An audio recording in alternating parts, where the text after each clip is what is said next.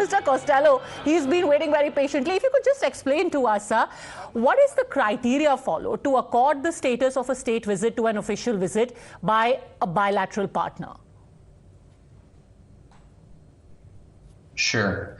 So there are some slight distinctions. I would say typically people use terminology like state visit for a head of state, but that can also extend to a head of government. It doesn't necessarily have to be.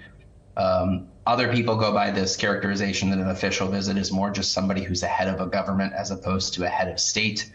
There's also countries that the head of government is also the head of state. So again, there are sort of these tiny distinctions to make between the two.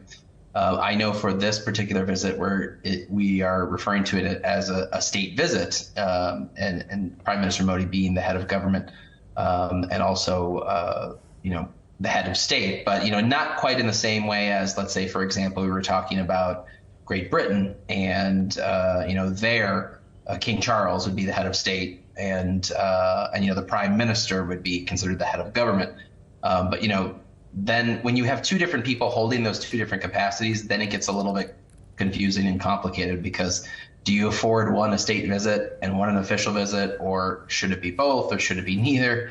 So sometimes these definitions and criteria get a little bit confusing. But typically with a state visit, I mean, it is reserving all of the pomp and circumstance and traditions and ceremonies for a head of state.